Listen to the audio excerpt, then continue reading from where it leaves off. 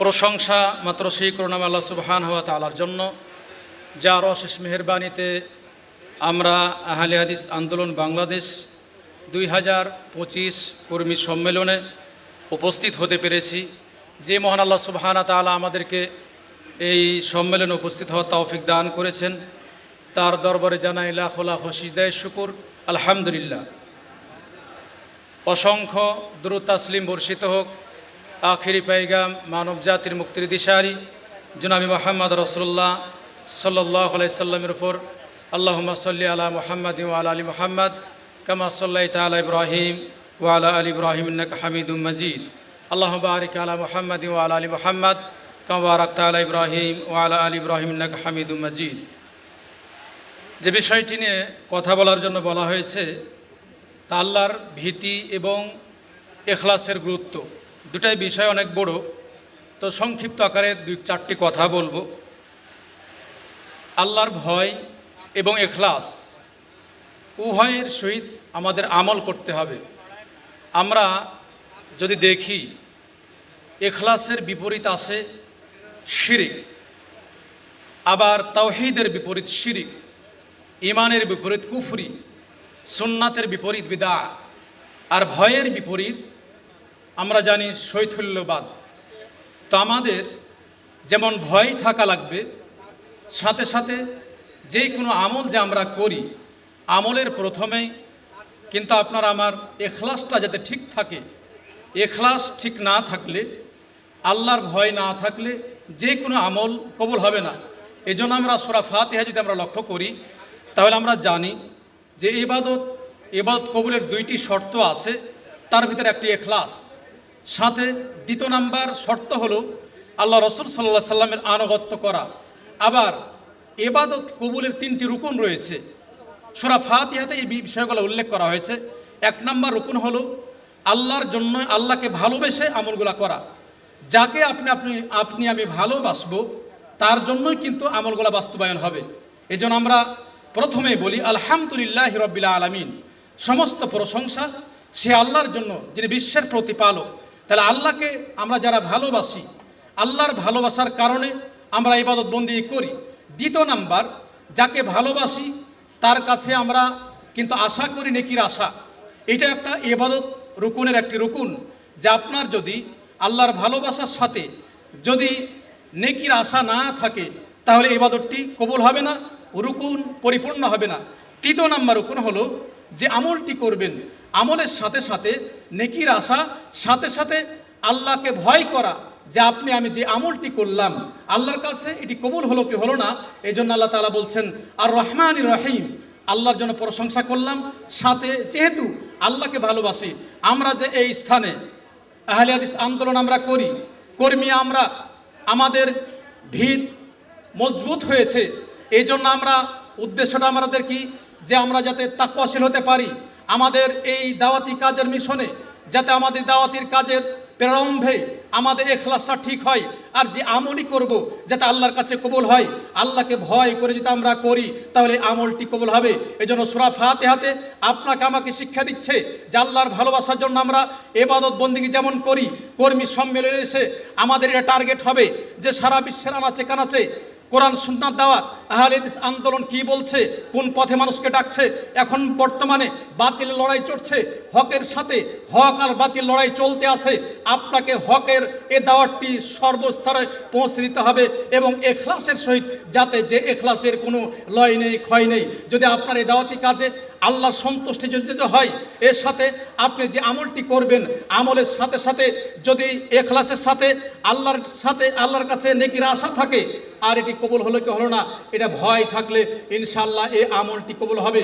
এই জন্য আমরা যদি দেখতে যাই, তাহলে ইব্রাহিম আলাইহিস সালাতু ওয়াস সালামের জীবন যদি আমরা দেখি, যখন তিনি কাবা ঘর তৈরি করছিলেন, এই সময় আল্লাহ তাআলাকে এভাবে বলছেন ওয়াইয ইয়ারফা ইব্রাহিমুল কাওয়াইদা মিনাল বাইতি ইসমাঈল রব্বানা তাকাব্বাল মিন্না ইন্নাকা আনতাস সামিউল আলিম। কাবা ঘর ঘরের যখন ভিত্তি তৈরি করলেন, এই সময় তিনি তার সন্তানকে নিয়ে ভিত্তি তৈরি করছেন। আর তিনি বলছেন, আল্লাহ, এই ঘরটি শুধুমাত্র খালেস অন্তরে তোমার জন্য, তোমার কাছে নেকির আশা, তোমার ভয়ে এই ঘরটি করা হচ্ছে, তুমুল কবুল করো। যদি আমরা আহলে হাদিস মানে আমরা জানি কোরআন সুন্নাহর অনুসারী, আহলে হাদিস আমরা যারা করি, ইখলাস আমরা অন্তরে রেখেছি, আল্লাহর ভালোবাসা রেখেছি, আল্লাহর কাছে নেকির আশা করি, এর সাথে সাথে পরকালে ভয় করি। হে আল্লাহ, আমাদের আমলগুলা তুমি বরবাদ করে দিও না, যাতে পরকালে এই দাওয়াতের কারণে পরকালে আমরা নাজাত পাই।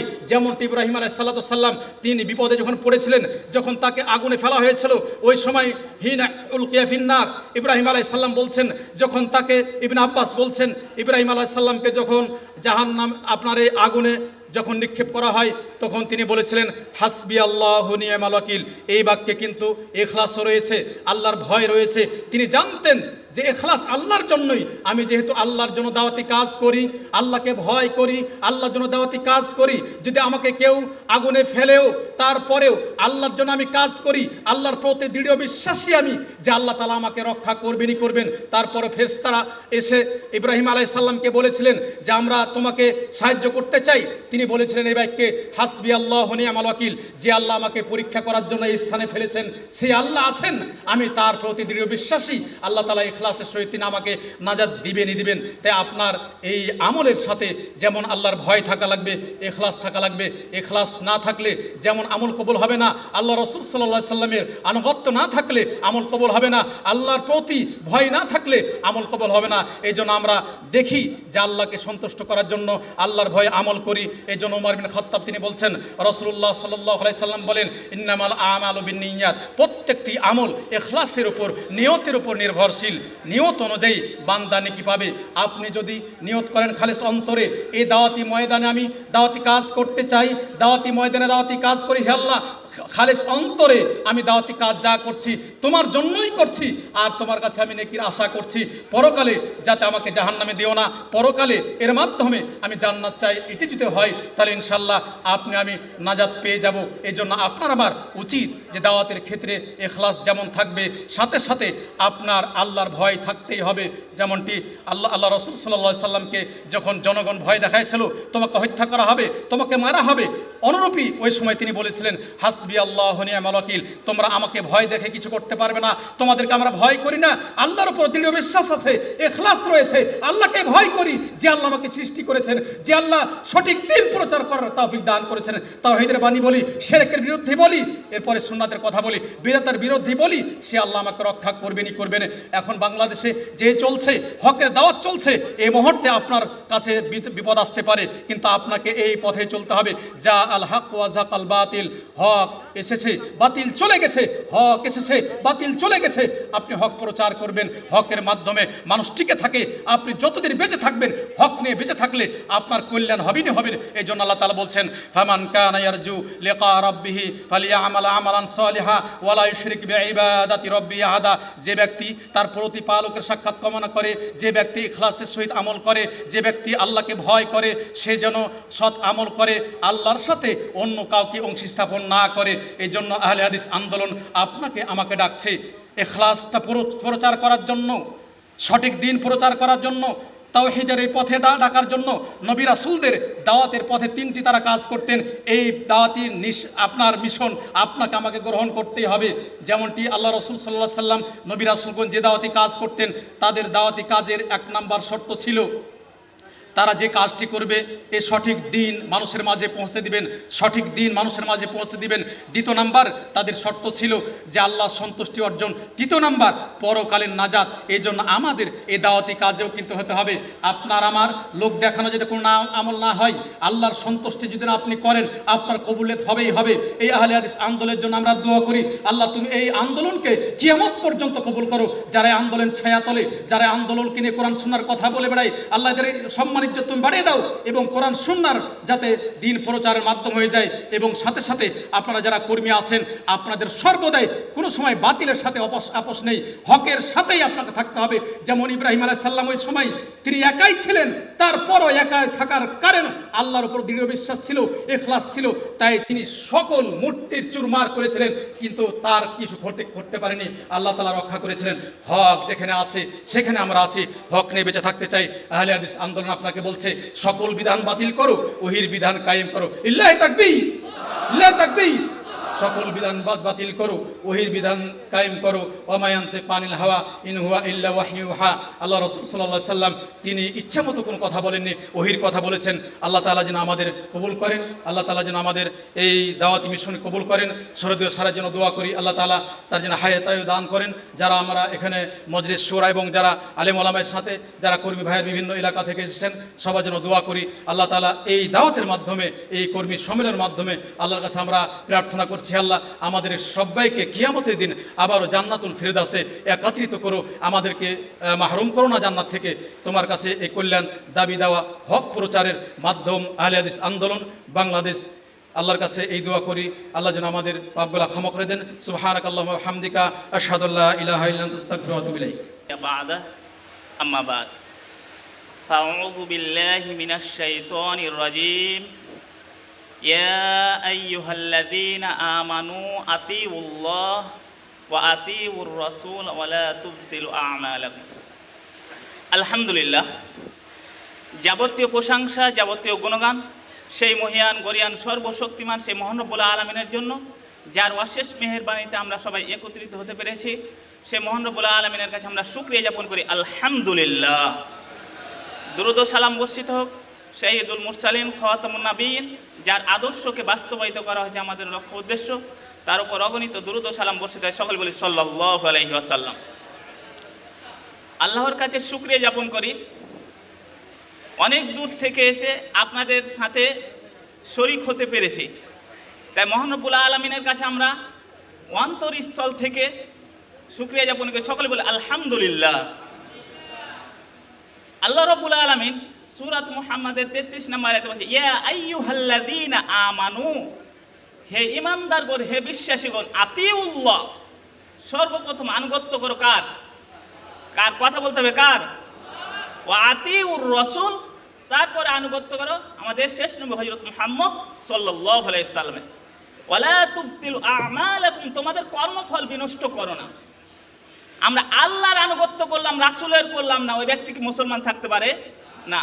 যে ব্যক্তি রাসূলের করলো, আল্লাহর করলো না, ওই ব্যক্তি কি থাকতে পারে? প্রশ্ন আসে না। আল্লাহর আনুগত্য করতে হবে, রাসূলের করতে হবে, এবং আমাদের কর্মফল বিনষ্ট করতে হবে না। কর্মফল বলতে 50-60 বছরের জিন্দেগি আমরা এদিক ওদিক করে সময় পার করলাম, এটা না। যেটা আমল নিয়ে কবরে যাবো, ওটা হচ্ছে কর্মফল। বলুন, আমরা সঠিক যদি কর্মফল কবরে নিয়ে যেতে পারি, তাহলে অবশ্যই আমাদের জন্য কি? জান্নাত। আমরা পরস্পরে আল্লাহর আনুগত্য করবো, রাসূলের আনুগত্য এবং দাওয়াতি কাজ সব জায়গায় ছড়িয়ে দেবো। বলুন ইনশাল্লাহ। আমি আপনি সব জায়গায় দাওয়াতি কাজ ছড়িয়ে দেবো, শুধু বাংলাদেশের আনাচে কানাচে না, সব জায়গায় পৃথিবীর আনাচে কানাচে সঠিক দাওয়াত পৌঁছে দেবো। বলুন ইনশাল্লাহ। আমরা আপনারা শুনে খুশি হবেন যে আমরা আল আজহার বিশ্ববিদ্যালয়ে আলহামদুলিল্লাহ আমাদের থেকেই সূচনা হবে। আমরা অলরেডি কিছু ছাত্রের সাথে কথা বলেছি, যারা আমরা কয়েকজনের সাথে কথা বলে আমরা এরকম একটা যাতে যুব সংঘের প্ল্যাটফর্ম তৈরি হতে পারে, এরকম আমরা কার্যক্রম হাতে নিয়েছি। আপনারা শুধু দোয়া করবেন। সব জায়গাতে বেদাতের ছড়াছড়ি, একমাত্র সৌদি আরব কেন, বিভিন্ন জায়গায় আমাদের দাওয়াতি কার্যক্রম চলছে, কিন্তু মিশরে কেন বাদ যাবে? ঠিক কিনা? মিশরে কেন বাদ যাবে? আমরা মিশরে হকের দাওয়াত আমাদের মাধ্যমে ছড়িয়ে দেবো ইনশাল্লাহ।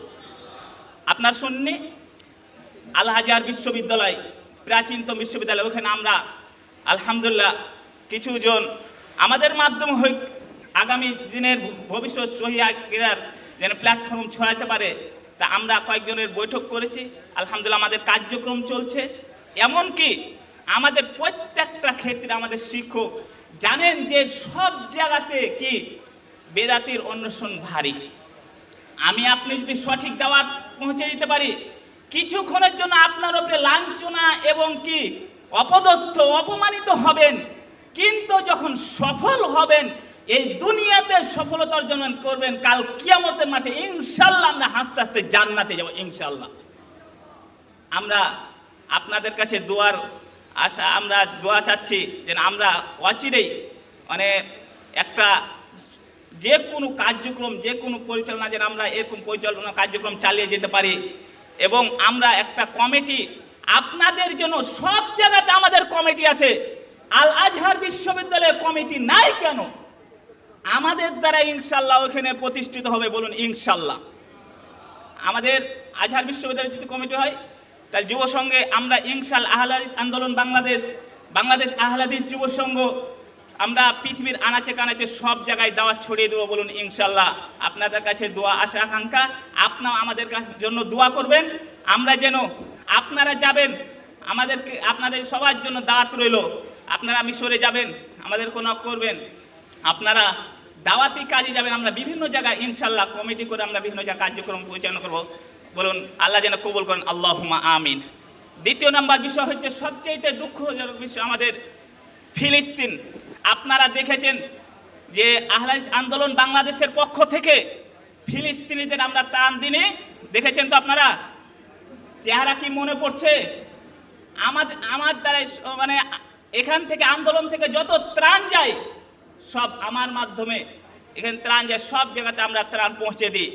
এমনকি দেখেছেন আহলে হাদিসের ভিতরে আমরা সর্বপ্রথম সহিয়াকিদে যারা আছে সর্বপ্রথম আমরাই ত্রাণ দেওয়া শুরু করেছি মিশরের ভিতরে, বলুন আলহামদুলিল্লাহ।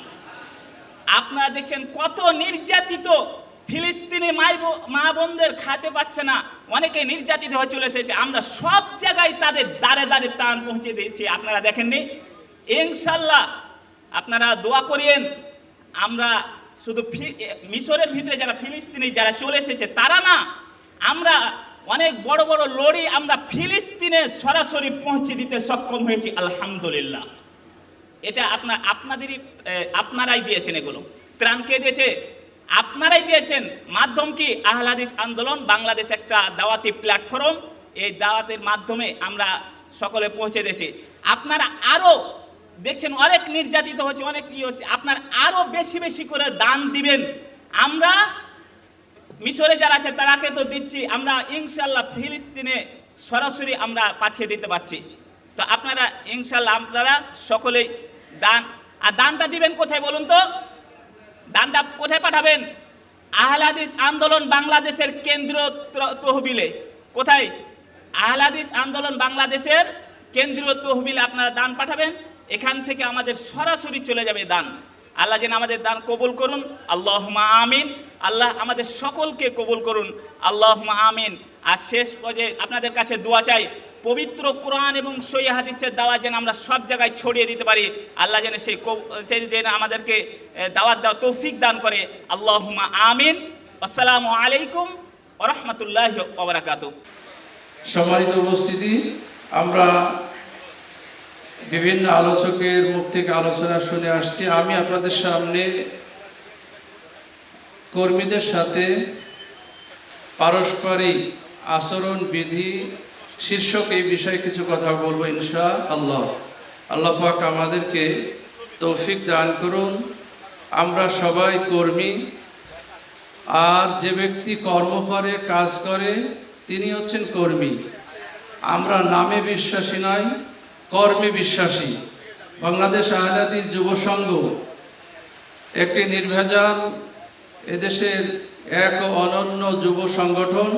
বাংলাদেশে বিভিন্ন সংগঠনের নেতা আছে, কর্মী আছে, তাদের চেয়ে আমরা ভিন্ন ধরনের আচার আচরণ দ্বারা দেশ এবং জাতিকে আমরা আহ্বান জানাতে চাই।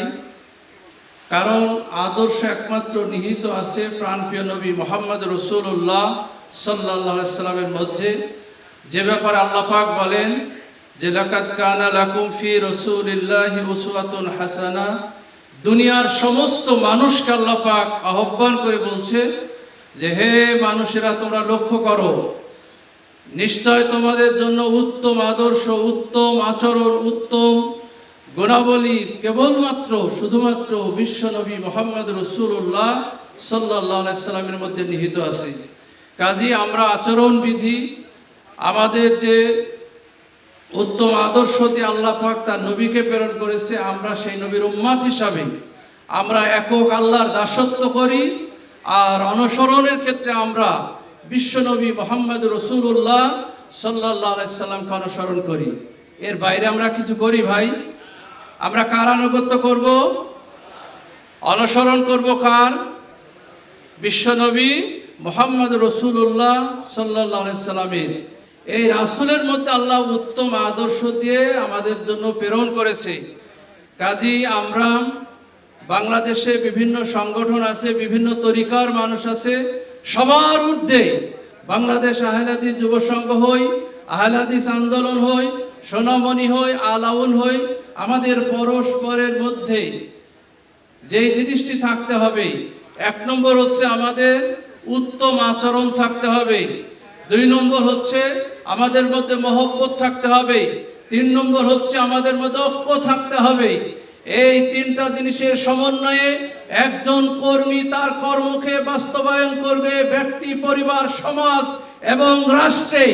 যদি আমাদের মধ্যে পরস্পরের মধ্যে ঐক্য না থাকে, পরস্পরের মধ্যে যদি মহব্বত না থাকে, পরস্পর যদি আমরা উত্তম আদর্শবান না হতে পারি, আমাদের কথা কোনো মানুষ গিলবে না, কোনো মানুষ গ্রহণ করবে না। কথা ঠিক কিনা?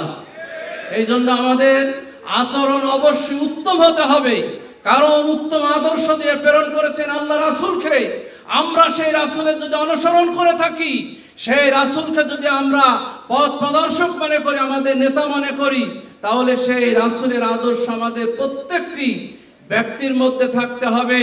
সেই যেই জাতি হোক, যেই ধর্মের হোক, যেই মতের হোক না কেন, সবার রসুল হচ্ছে একজন, তিনি হচ্ছেন মুহাম্মদ রাসূলুল্লাহ সাল্লাল্লাহু আলাইহি সাল্লাম। সবার আল্লাহ এক, রসুল এক, কিবলা এক, ইসলাম এক। আমরা বাংলাদেশ আহলে হাদিস যুব সংঘ এদেশে দৃষ্টান্ত স্থাপন করতে চাই যে আমাদের আচার আচরণ দ্বারা যেন আমাদের হাত দ্বারা, আমাদের জবান দ্বারা অন্য মানুষ কষ্ট না পায়। আমাদের হাত এবং জবান দ্বারা, আমাদের আচরণ দ্বারা মানুষ যেন মুগ্ধ হয়ে ইসলামের দিকে দীক্ষিত হয়। কারণ আল্লাহ রাসূলের আদর্শ দ্বারা, আল্লাহ রাসূলের আচরণ দ্বারা হাজারো মানুষ দলে দলে এসে ইসলাম কবুল করেছিল। আজকে আমরা পবিত্র কোরআন ও সহিহ হাদিসের দাওয়াত, যেটা আল্লাহ রাব্বুল আলামিনের প্রদত্ত, এই দাওয়াতকে আমরা নিজেরা দায়ী হিসাবে, তার প্রচারক হিসাবে আমরা শপথ নিয়েছি। বিধায় আমরা আল্লাহ রাসূলের সেই আদর্শ আমাদের জীবনে ধারণ করে পবিত্র কোরআন এবং সহিহ হাদিসের দাওয়াত দিয়ে মানুষকে আমরা এই হক পথে, সত্যের পথে, তাওহীদের পথে আহ্বান করতে চাই। আল্লাহ পাক আমাদেরকে সেই তৌফিক দান করুন, সকলে বলে আমিন। যারা উপস্থিত আছেন সবার প্রতি একটাই আমার অনুরোধ, আমরা অনেক সময়তে আমাদের মেজাজ অত্যন্ত হট থাকে, মানুষের সাথে কথা বলতে যে অল্পতে আমরা রেগে তার সাথে আমরা খারাপ ব্যবহার করে ফেলি।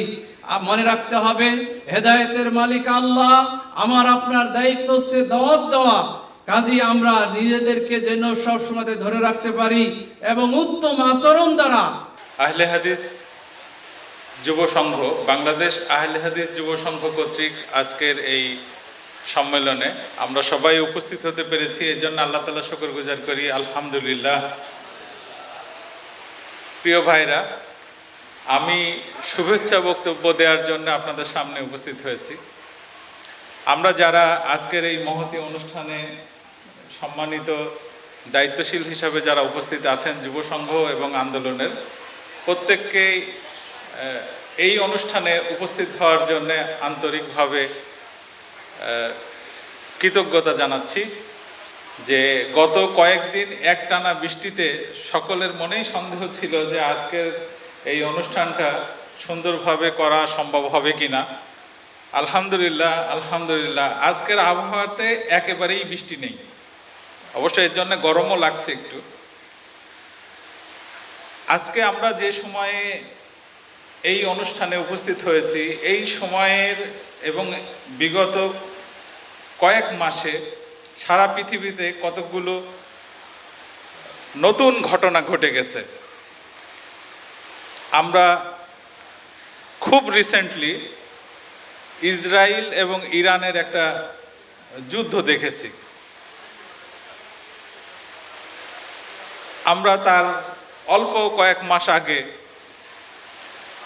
ভারত এবং পাকিস্তানের মধ্যে একটা সীমিত আকারের যুদ্ধ দেখেছি। ঠিক এখনো 1 বছর পূর্ণ হতে চলেছে আমাদের দেশে একটি প্রতিষ্ঠিত রাজনৈতিক দলের রাজনৈতিক ক্ষমতা থেকে অপসারণ লক্ষ্য করেছি। এই যে ঘটনাগুলো ঘটছে, আমরা আমাদের নিজেদের জ্ঞান অনুযায়ী দেখলে এই ঘটনাগুলোর কোনো ব্যাখ্যা আমরা জানি না, কিন্তু এই ঘটনাগুলো বিশ্লেষণ করলে আমরা একটা পথ পেতে পারি। যেমন দেখেন, সামনের দিনগুলোতে আমাদের দেশে রাজনৈতিক অঙ্গনে জাতীয়তাবাদ মাথাচাড়া দিয়ে উঠবে, এরকম ধারণা করা হচ্ছে। এর আগে আমাদের জন্যে ধর্মনিরপেক্ষতাবাদ এটি একটা ভয়াবহ অভিশাপের মতো আমাদের ঘাড়ে চেপে বসেছিল। এখন আমরা আদর্শহীন এবং সিদ্ধান্তহীন একটা অবস্থায় বাংলাদেশ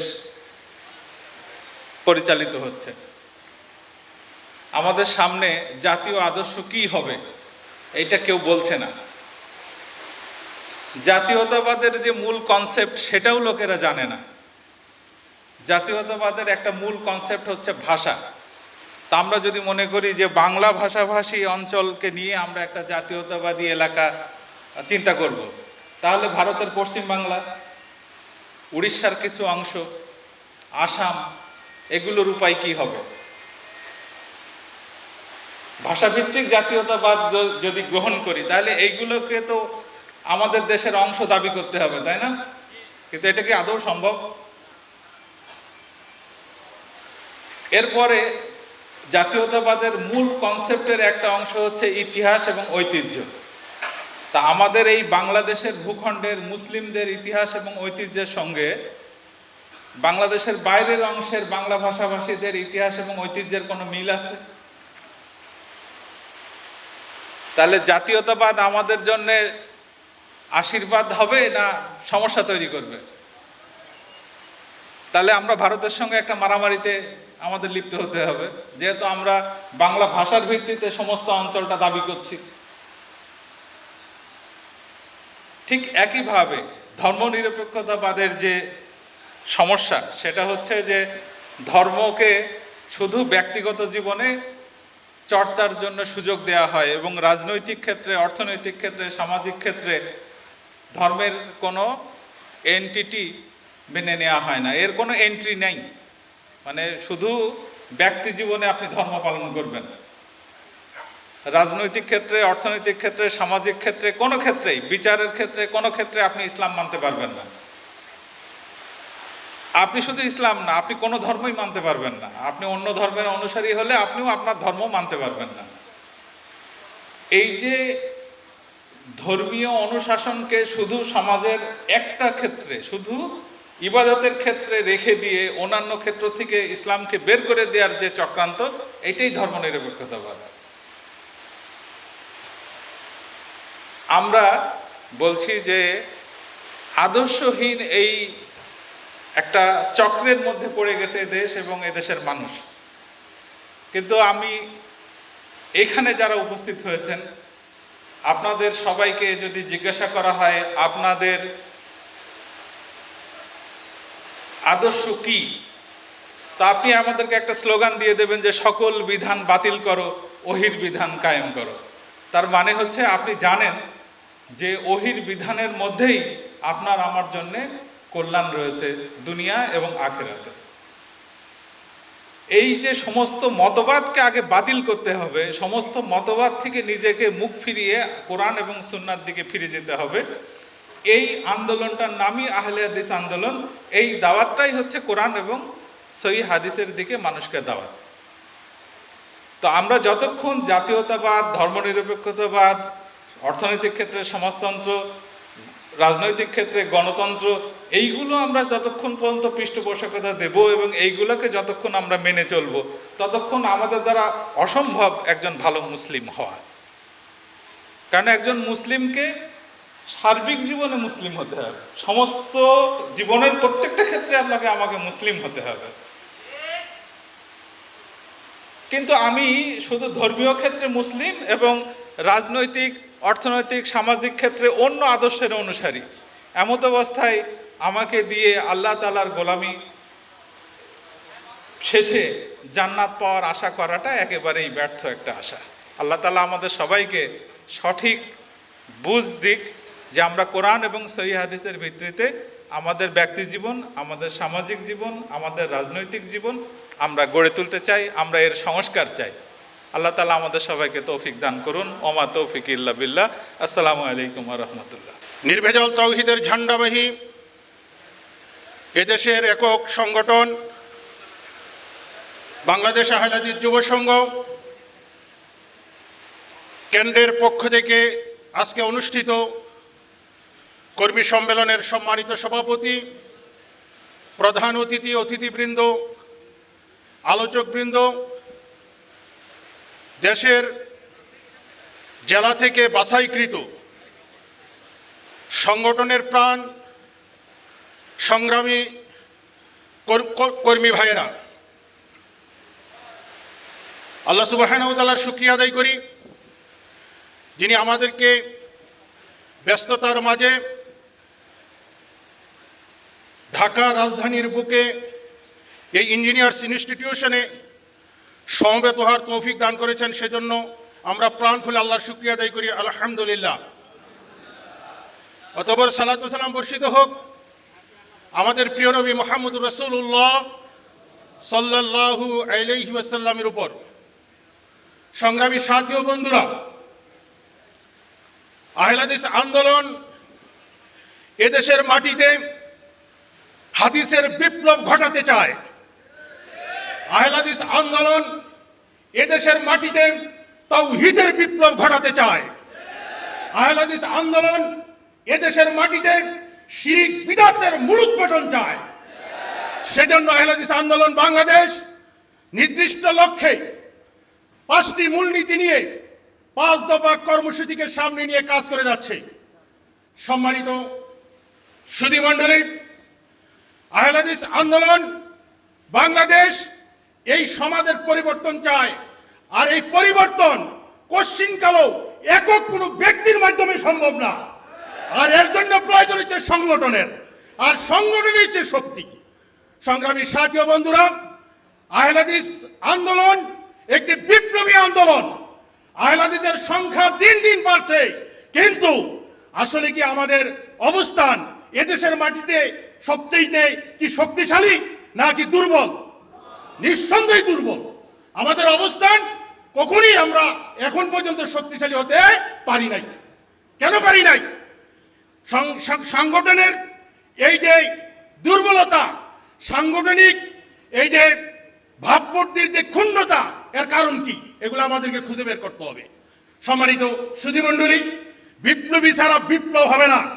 আর এই বিপ্লবী সংগ্রামকে ধ্বংস করার জন্য আমাদের মধ্যে উৎপীড়িত আছে মুনাফিক মাত্রার নেতৃত্ব এবং চুগলখেরি নেতৃত্ব। আর মুনাফিক মাত্রার নেতৃত্ব, চুগলখেরির নেতৃত্বের কারণে আমাদের সংগঠন মাঝে মাঝে ভাঙ্গনের মুখে পড়ে, ভাবমূর্তি নষ্ট হয়। এই সংগঠন যাতে ভাবমূর্তি নষ্ট না হয় সেজন্য আমাদেরকে সতর্ক থাকতে হবে। যে সমস্ত বিষয়গুলা সংগঠনের ভাবমূর্তিকে নষ্ট করে, এই ব্যাপারে আমাদেরকে সজাগ থাকতে হবে। আমি এই বিষয়ে আপনাদের সামনে কিছু পয়েন্ট তুলে ধরছি। সম্মানিত কর্মী ভাইয়েরা, আমরা যারা সংগঠন করি, এখানে আমরা যারা উপস্থিত হয়েছি, আমাদের মূল যে বিষয়টা সবার যেটা জানতে হবে সেটা হচ্ছে লক্ষ্য সম্পর্কে আমাদের স্পষ্ট জ্ঞান থাকতে হবে। সংগঠনের লক্ষ্য সম্পর্কে যদি স্পষ্ট জ্ঞান না থাকে তাহলে সাংগঠনিক ভাবমূর্তি কিভাবে ক্ষুণ্ণ হবে? সংগঠনের লক্ষ্য উদ্দেশ্য কি? নবী রাসূলদের যে লক্ষ্য ছিল দুনিয়াতে প্রেরণের, আমাদের লক্ষ্য কিন্তু একটাই। সেটা কি? নির্ভেজাল তাওহীদের প্রচার ও প্রতিষ্ঠা। ঠিক না? আমরা এই লক্ষ্যেই কাজ করি। আমরা গণতন্ত্র প্রতিষ্ঠার জন্য কাজ করি না, আমরা সেকুলার আন্দোলন প্রতিষ্ঠার জন্য কাজ করি না, আমরা মানুষের তুষ্টির জন্য কাজ করি না, আমরা তাওহীদকে আল্লাহর জমিনে প্রতিষ্ঠা করার জন্য কাজ করি। আহলে হাদিস আন্দোলনের প্রত্যেকটা কর্মীকে এই তাওহীদ বিষয়ে স্পষ্ট জ্ঞান রাখতে হবে। তাহলে ইনশাআল্লাহ সাংগঠনিক কার্যক্রম এদেশের মাটিতে জোরদার হবে, আমার মধ্যে কোনো হতাশা কাজ করবে না। 2 নম্বর বিষয় হচ্ছে সাংগঠনিক ভাবমূর্তি ক্ষুণ্ণ করে দুর্বল চিত্ত এবং দুর্বল নেতৃত্ব। দুর্বল চিত্ত, যে ব্যক্তি দুর্বল ভীরু, তার দ্বারা কোশ্চিনকালো সংগঠন হতে পারে না, তার দ্বারা কোশ্চিনকালো বিপ্লব হতে পারে না। আর এই দুর্বল চিত্তের লোকেরাই তারা সংগঠনের ভাবমূর্তিকে কি করে? ক্ষুণ্ণ করে। অতএব আমাদেরকে সাংগঠনিকভাবে শক্তিশালী হতে হলে আমাদেরকে অবশ্যই আন্তরিকভাবে সবল হতে হবে এবং আমাদেরকে সবল নেতৃত্বের অধীনে ঐক্যবদ্ধ হতে হবে। এদিকে আমাদেরকে খেয়াল রাখতে হবে। সম্মানিত সুধীমণ্ডলী, সাংগঠনিক ভাবমূর্তি ক্ষুণ্ণ করে এরপরে যে পয়েন্ট, সেটা হচ্ছে ঈমান এবং আমলের ত্রুটি। আপনার ঈমান যদি ঠিক না হয়, আপনার আমল যদি ঠিক না হয়, সংগঠনে বরকত হবে না। আর ঈমান যদি শক্তিশালী হয়, আমল যদি সুন্নাত মোতাবেক হয়, ইনশাআল্লাহ এর প্রভাব ব্যক্তি, পরিবার, সমাজ, রাষ্ট্রের সর্বত্র দেখা দিবে। অতএব ঈমান আমলের ত্রুটি আমাদেরকে কি করতে হবে? দূর করতে হবে। অতঃপর আরেকটা বিষয় যেটা আমি বলতে চাচ্ছি, সেটা হচ্ছে এই সাংগঠনিক লক্ষ্যকে বাস্তবায়ন করতে হলে আমাদেরকে আত্মত্যাগের নজরানা পেশ করতে হবে। আমরা যদি সর্বোচ্চ ত্যাগ স্বীকার না করি, আমরা যদি সর্বোচ্চ প্রচেষ্টা না চালাই, তাহলে আমরা আমাদের লক্ষ্য উদ্দেশ্য বাস্তবায়নে আমরা কাঙ্ক্ষিত লক্ষ্যে পৌঁছতে পারবো না। অতএব ত্যাগ এবং কুরবানি এই দুটাকে সামনে নিয়ে আহলে হাদিস যুব সংঘের কর্মীদেরকে সামনে এগিয়ে যেতে হবে। তারপরে আমাদের আরেকটা বিষয় যেটা দরকার, যে সাংগঠনিক ভাবমূর্তিকে যদি আমরা উজ্জ্বল করতে চাই, তাহলে কি করতে হবে? পরিকল্পিতভাবে দাওয়াতি কাজ করতে হবে। আমাদের গঠনতন্ত্র, কর্মপদ্ধতি, এটা আমাদেরকে ফলো করতে হবে। গঠনতন্ত্র, কর্মপদ্ধতি যদি আমরা ফলো না করি, তাহলে আমাদের দাওয়াতে বরকত হবে না। সম্মানিত উপস্থিতি, এই জন্য পরিকল্পিতভাবে প্রজ্ঞার সাথে এই শিরকের জমিনে তাওহীদের বীজ বপন করতে হলে আমাদেরকে কাজ করতে হবে, দাওয়াতি কাজ করতে হবে। তাহলে ইনশাআল্লাহ সাংগঠনিক ভাবমূর্তি উজ্জ্বল হবে, ক্ষুণ্ণ হবে না, নিঃসন্দেহে আমরা বলতে পারি। আরেকটা বিষয় হচ্ছে, আমরা যখন পরিকল্পিতভাবে কাজ শুরু করব, তখন আমাদেরকে সবুর করতে হবে। দাওয়াতের ময়দানে সবুরের কোনো বিকল্প নাই। আমরা যদি সবুর না করি, তাহলে আমরা আমাদের লক্ষ্য মানে অভিষ্ট লক্ষ্যে আমরা পৌঁছতে পারবো না। তারপরে আমাদের যে বিষয়টাকে গুরুত্ব দিতে হবে, সেটা হচ্ছে এই নেতা কর্মীদের সম্পর্ক থাকবে মধুর। আমাদের সংগঠনের ভাবমূর্তি নষ্ট হয় কেন? নেতার সাথে কর্মীর সম্পর্ক থাকে না। আমাদের অনেক নেতা আছে, কর্মীর সাথে তার কোনো যোগাযোগ নাই। আর এইসব কারণে সাংগঠনিক ভাবমূর্তি কি হয়? নষ্ট হয়। এই জন্য আমাদের যারা লিডার, তাদের উচিত কর্মীদের সাথে গভীর সম্পর্ক স্থাপন করা, যাতে সাংগঠনিক কাঠামো মজবুত হয়, সাংগঠনিক ভাবমূর্তি যাতে ক্ষুণ্ণ না হয়। সম্মানিত উপস্থিতি, এরপরও আমাদেরকে যে বিষয়গুলোকে বেশি গুরুত্ব দিতে হবে সাংগঠনিক ভাবমূর্তি উজ্জ্বল করার জন্য, এর মধ্যে একটা হচ্ছে জাহিলিয়াতের সাথে আপোষ করা যাবে না। আজকে আহলে হাদিসের মধ্যে মানসিকতা তৈরি হয়ে গেছে, আমরা জাহিলিয়াতের সাথে কি করি? আপোষ করি। জাহিলিয়াতের সাথে আপোষ করার কোনো সুযোগ আছে এই আন্দোলনের? জাহিলিয়াতকে কবর দেওয়ার জন্য আহলে হাদিস আন্দোলন কাজ করতেছে। অতএব জাহিলিয়াতকে সাথে নিয়ে কাজ করার কোনো সুযোগ নাই।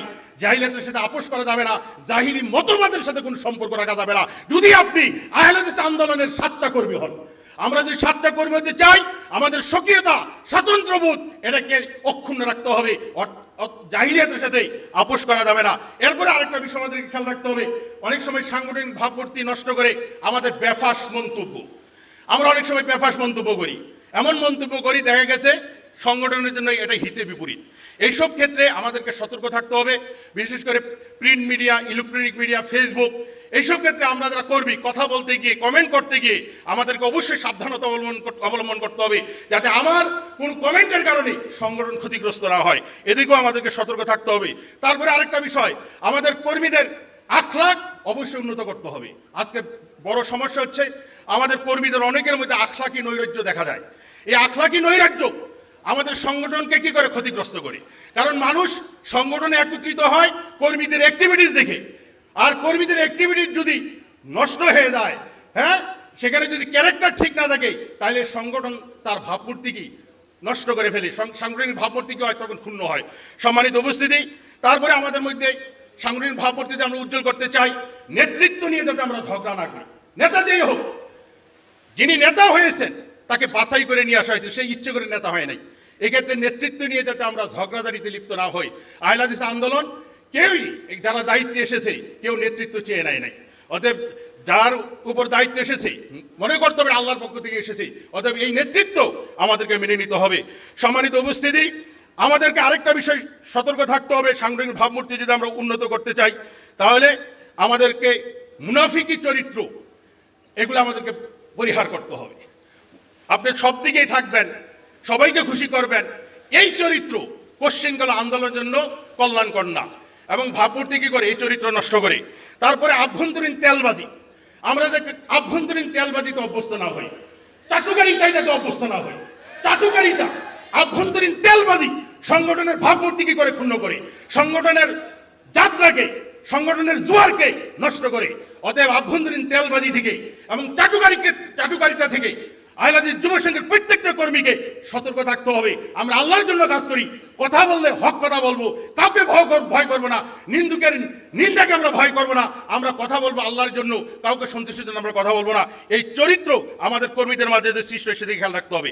সাংগঠনিক ভাবমূর্তি যেটা ক্ষুণ্ণ করে, অন্যের জৌলস দেখেই আমরা যাতে প্রতারিত না হই, কারণ অনেকে আছে অন্যের জৌলস দেখে প্রতারিত হয়ে যায়।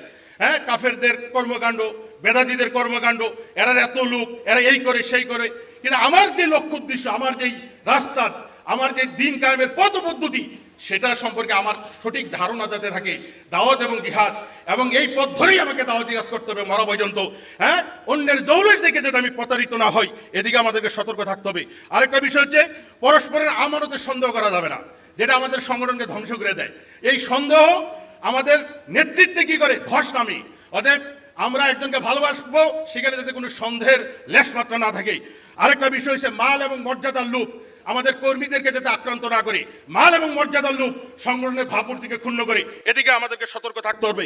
আরেকটা বিষয় হচ্ছে একনায়কতন্ত্র, লিডার যা বলবে এমনটা যাতে না হয়। যিনি লিডার হবেন, দায়িত্বশীল হবেন, তাকে অবশ্যই অধীনস্থ কর্মীদের, দায়িত্বশীলদের কথা শুনতে হবে।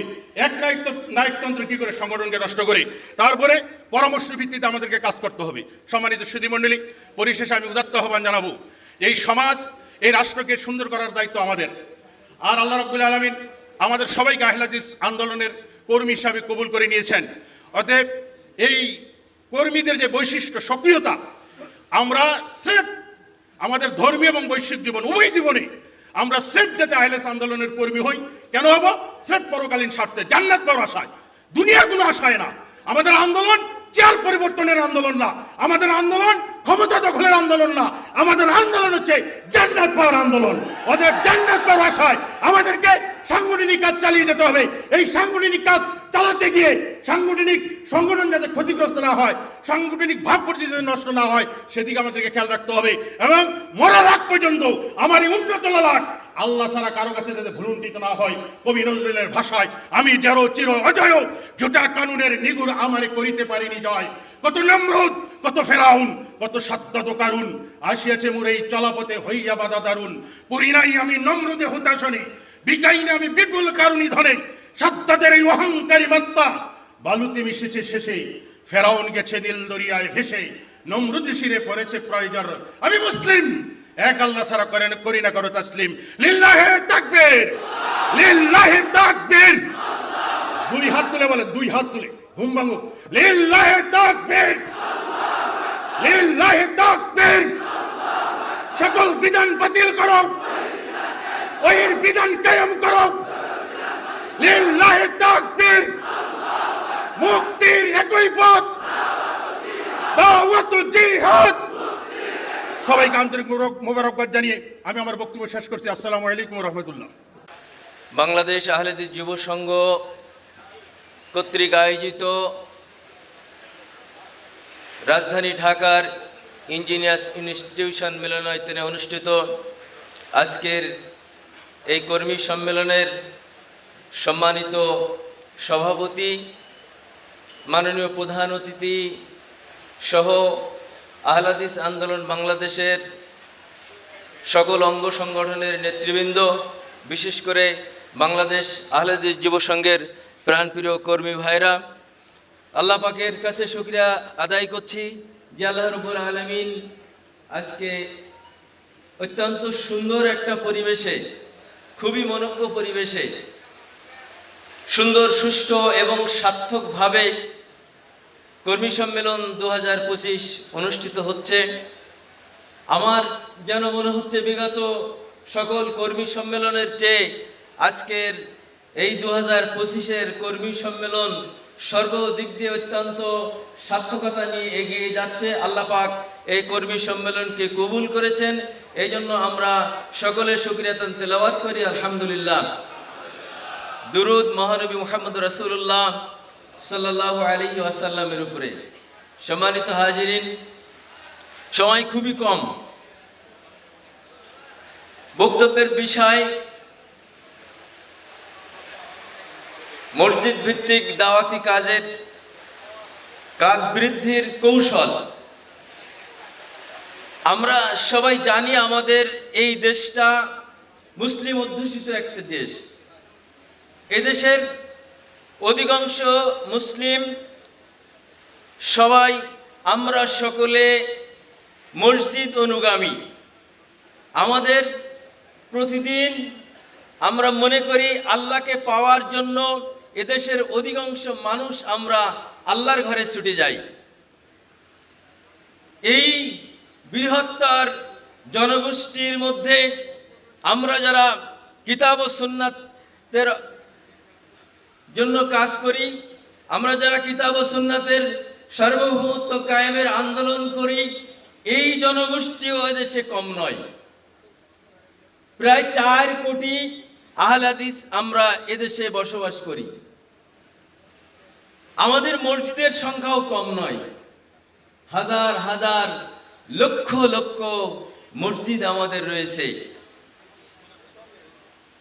আমাদের এমন কৌশল অবলম্বন করার দরকার, দাওয়াতি আঞ্জামটা আমাদের বাংলাদেশ আহলে হাদিস যুব সংঘের সেই সূচনা লগ্ন থেকে যেভাবে মসজিদ ভিত্তিক দাওয়াতি কার্যক্রম আমাদের চলছিল, এইটা কিভাবে আরো বৃদ্ধি করা যায়, এর মধ্য দিয়ে আমরা এই যে আহলে হাদিস আন্দোলনের কার্যক্রমটা আরো ত্বরান্বিত করতে পারি, আমরা আমাদের সংগঠনকে আরো কিভাবে শক্তিশালী করতে পারি, মূলত সেই দিকে আমাদের অগ্রযাত্রা হওয়া বাঞ্ছনীয়।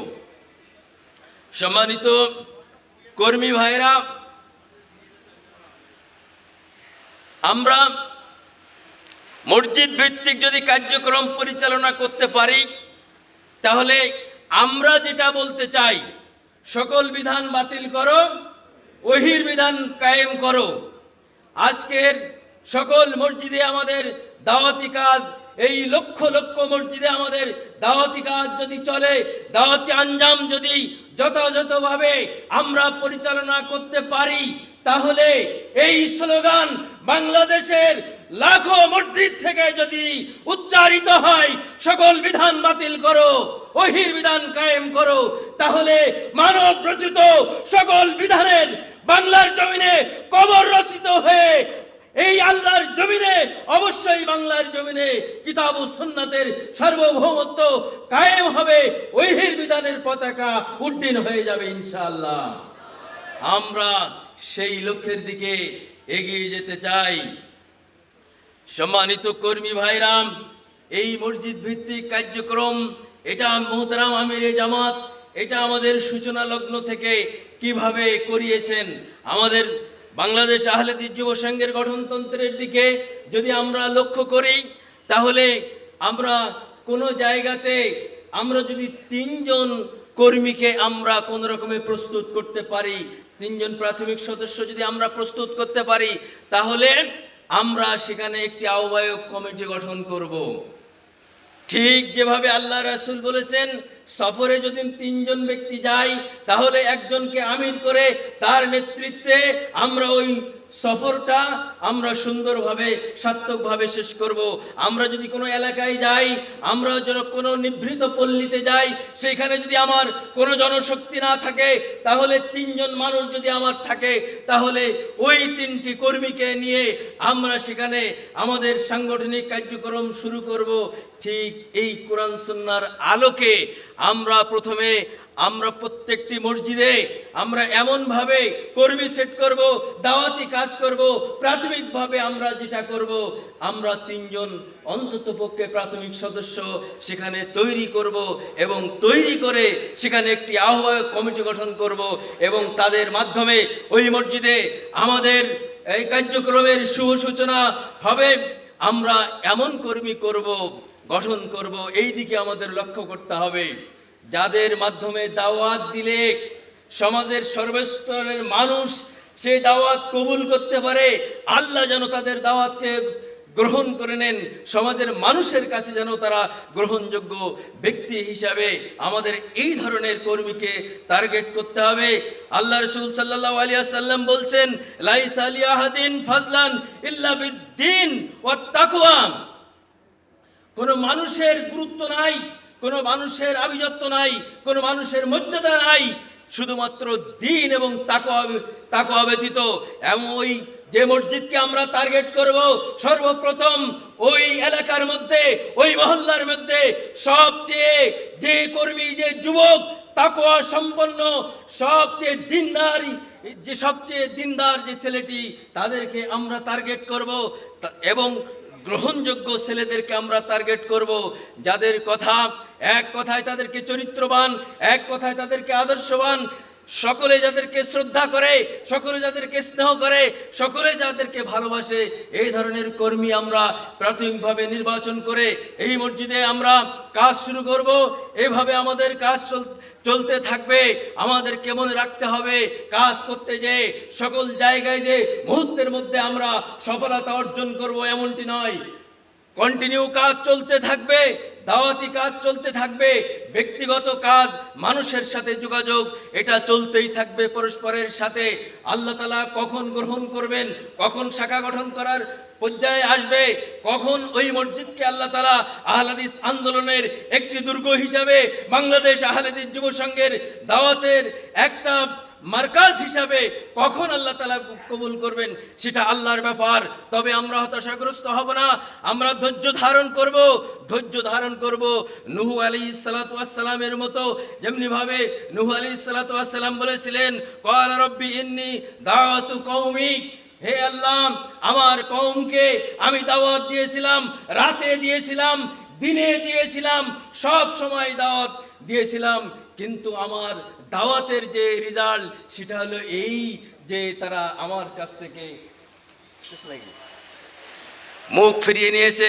সম্মানিত হাজিরিন, আসলে সময় তো কম, সকলের কাছে আমি স্বনির্বন্ধ অনুরোধ করব, বিশেষ করে বাংলাদেশ আহলে হাদিস যুব সংঘের প্রাণ প্রিয় কর্মী ভাইদের কাছে, আসলে কর্মী যেটা বাড়াতে হবে, মসজিদ, প্রত্যেকটা মসজিদে দাওয়াত দেওয়ার জন্য যে কর্মী আমার তাকওয়া সম্পন্ন, যে কর্মী আমার আদর্শবান, যে কর্মী আমার সবচেয়ে গ্রহণযোগ্য, যে কর্মী হিংসা বিদ্বেষ কোনো কিছু বোঝে না, যে কর্মী সবচেয়ে ইবাদত বন্দেগীতে অগ্রগণ্য, যে ব্যক্তি যে কর্মী আমার নফল সিয়াম পরিত্যাগ করে না, যে সকলে যখন ঘুমিয়ে থাকে গভীর রাত্রিতে যে ছেলেটি আল্লাহর দরবারে দোয়া করার জন্য, তাহাজ্জুদ পড়ার জন্য, আল্লাহকে পাওয়ার জন্য সকলের ঘুমিয়ে থাকা অবস্থায় রাত্রিতে সে একাই জেগে যায় এবং সে একাই ইবাদত করে, এই ধরনের চরিত্রবান, এই ধরনের দিনদার কর্মীকে টার্গেট করে এক একটি মসজিদে এমনি ভাবে আমাদের কর্মী সেট করতে হবে। গোটা বাংলাদেশের লাখো মসজিদে যদি আমরা এভাবে কর্মী আমরা সেট করতে পারি, আর যখন আমরা কিতাব ও সুন্নাতের সার্বভৌমত্ব কায়েমের এই আন্দোলনকে জোরদার করার জন্য আমাদের সেই চূড়ান্ত বিপ্লবের কথা যখন আমরা বলবো যে সকল বিধান বাতিল করো, ওহির বিধান কায়েম করো, এটি যেন বাংলাদেশের সকল প্রান্ত থেকে, সকল মসজিদ থেকে সমুচ্চারিত হয়, সব জায়গা থেকে যেন ঘোষণা হয়, এমন আওয়াজ তুলতে হবে যে আওয়াজে নব্য জাহিলিয়াতের কবর হয়ে সেখানে কিতাব ও সুন্নাতের এই সার্বভৌমত্ব কায়েম হয়ে যাবে।